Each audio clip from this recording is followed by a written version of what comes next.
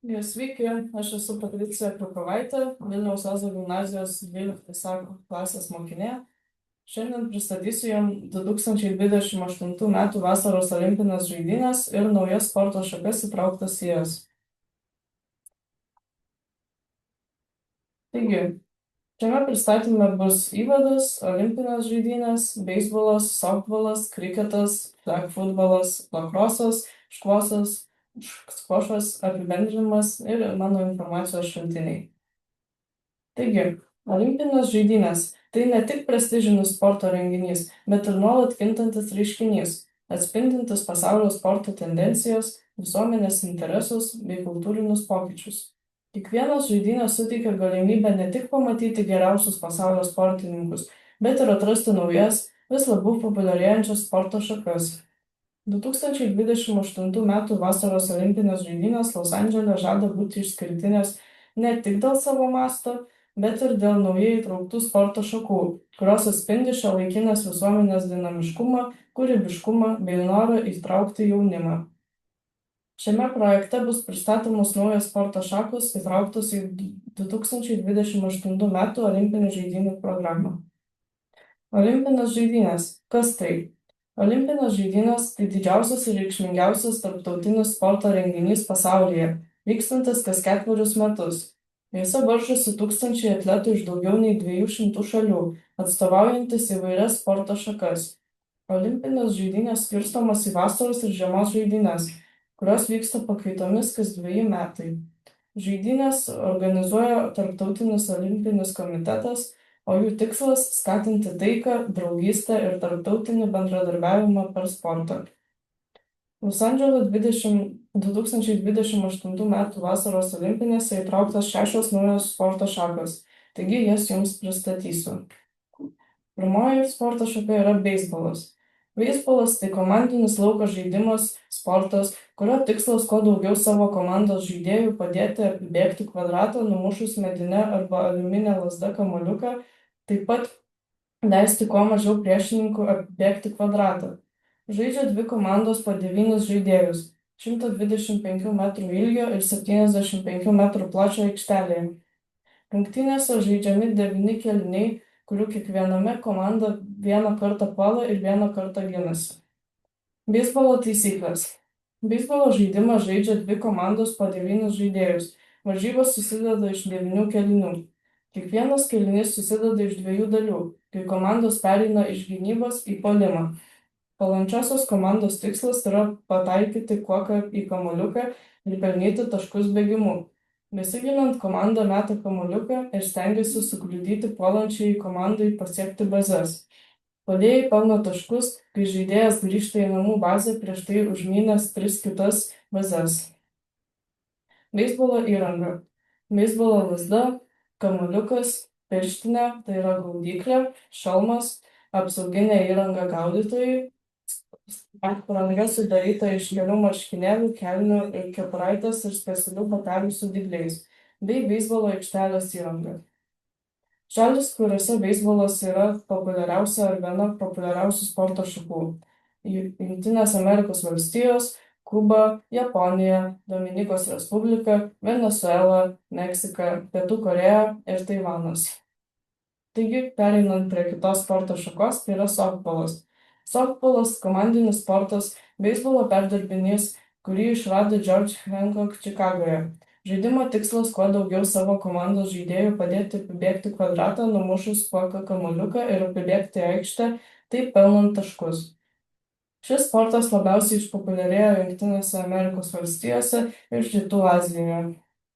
Nuo 1996 metų iki 2008 metų buvo olimpinė sporto šaka. Olimpinėse žaidynėse labiausiai dominavo Jungtinės Amerikos valstijos, Japonijos, Australijos, Kinijos moterų ekipos. Softbolas yra beisbolo atmaina. Skirtumas tas, kad žaidžiama su didesniu ir minkštesniu kamuoliu mažesniame lauke. Tai moteriška beisbolo versija. Pereinam prie kriketo. Kriketas – sportinis žaidimas su kamuoliu ir irklo pavidalo lazda, panašus į beisbolą.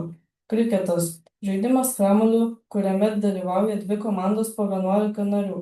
Kiekvienoje komandoje paprastai būna 4-5 paduodantys ir 5-6 priimantys kamuolį žaidėjai. Žaidimo tikslas - laimėti daugiau nei priešininkas taškų. Jis vyksta ovalų formos aikštėje, kurios centre yra stačiakampis žemės ruožas vadinamas pikiu. Kriketo taisyklės. Pagrindinės taisyklės trumpai. Viena komanda muša, kita meta kamuoliuką ir ginasi. Metančioji komanda bando išmušti mušėjus ir sustabdyti taškus. Mušančioji komanda siekia pelnyti kuo daugiau taškų. Kai išmušami 10 žaidėjų arba pasibaigia skirtas kamuoliukų skaičius, komandos keičiasi vietomis. Kaip renkami taškai? Jei mušėjas sėkmingai nubėga nuo vieno galo į kitą po smūgio, pelnomas 1 taškas. Jei kamuoliukas nurieda iki aikštės krašto, 4 taškai. Jei kamuoliukas per orą išskrenda už aikštelės ribų, 6 taškai. Kriketo įranga. Žaidėjo įranga. Kriketo lazda, kamuolys, šalmas, pirštinės, apsauginės kojų pagalvėlės, korpuso apsauga, krūtinės ir rankų apsaugos bei batai. Aikštelės žaidimo įranga. Vartai, kriketo aikštelė, ribų žymėjimas. Na ir štai čia matote kelis pavyzdžius iš žaidėjo įrangos. Kriketas yra populiariausias Anglijoje, Australijoje, Naujojoje Zelandijoje, Indijoje, Pakistane, Bangladeše, Šri Lankoje, Pietų Afrikos Respublikoje, Namibijoje, Zimbabvėje, Kenijoje, Kanados ir Vakarų Indijoje. Tai antras pagal populiarumą sportas pasaulyje po futbolo. Flag futbolas. Flag football tai amerikietiško futbolo versija, kurioje vietoj fizinio kontaktinio teklinimo, žaidėjų griovimo, žaidėjai nuplėšia vėliavėlę, angliškai flag, nuo varžovo diržo, kad jį sustabdytų. Ši taisyklė mažina traumų riziką ir leidžia žaidimą žaisti plačiam amžiaus spektrui. Pagrindiniai bruožai. Žaidžiama be kontaktų, be griuvimų ir stūmimų. Žaidėjai dėvi diržus su vėliavėlėmis šonuose. Tikslas - pelnyti taškus, nunešant kamuolį į varžovų end zone, tai yra taškų zoną. Dažniausiai žaidžiama 5 prieš 5, bet yra ir kitų formatų, pavyzdžiui 7 prieš 7. Kiekviena komanda turi keletą bandymų, kad įveiktų tam tikrą atstumą ar pelnytų taškų. Kodėl žmonės renkasi flag football? Tai yra saugiau nei tradicinis amerikietiškas futbolas, tinka visiems amžiams, nuo vaikų iki suaugusiųjų bei vyresnio amžiaus žmonių, lavina greitį, taktiką ir koordinaciją. Lakrosas. Lakrosas tai komandinė sporto šaka, kurioje žaidėjai naudoja raketlazdę su tinkleliu jos gale, skirtu sugauti ir nešti ir mesti kamuoliuką į priešininkų komandos vartus. Laimi komanda, kuri įmeta kamuoliuką į priešininkų komandos vartus. Žaidimo taisyklės. Kiekviena komanda aikštėje sudaro po 10 žaidėjų. 1 vartininkas, 3 gynėjai, 3 saugai ir 3 puolėjai. Žaidėjai turi lazdas, kurių ilgis priklauso nuo aikštelės pozicijos. 1 metro ilgio lazdą turi saugai ir puolėjai, ilgesnės 1,30–1,80 m ilgio lazdas dažniausiai naudoja vartininkai ir gynėjai. Tarptautinis lakrosas žaidžiamas lauke, žolės arba sintetinės dangos aikštėje, kurios matmenys 100 metrų ant 55 metrų. Laimi ta komanda, kurios žaidėjai pelno daugiau įvarčių.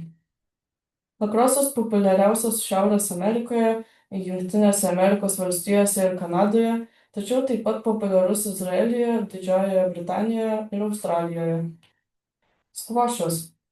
Tai sportinis žaidimas salėje, kurį raketėmis ir kamuoliu žaidžia 2 asmenys.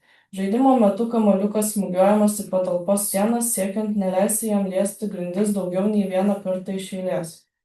Pagrindiniai skvošo bruožai. Žaidžiama uždaroje patalpoje su 4 sienomis. Naudojama speciali skvošo raketė ir mažas nespėrus kamuoliukas. Kamuoliukas gali atšokti nuo sienų, bet turi pataikyti į priekinę sienelę virš tam tikros linijos. Skaičiuojami taškai už laimėtus padavimus, paprastai iki 11 taškų per setą, žaidžiama iki 3 arba 5 laimėtų setų. Skvošas reikalauja ištvermės, greičio, koordinacijos ir strateginio mąstymo. Apibendrinimas. 2028 m. vasaros olimpinės žaidynės vykstančios Los Andžele žada atnešti naujų vėjų į tarptautinį sporto pasaulį. Įtrauktos naujos sporto šakos, siekiant populiarinti jas ir suteikti naujų galimybių atletams. Šiame projekte pristačiau jums naujoves, tikiuosi jums patiko. Čia matote mano informacijos šaltinius. Na ir ačiū už dėmesį.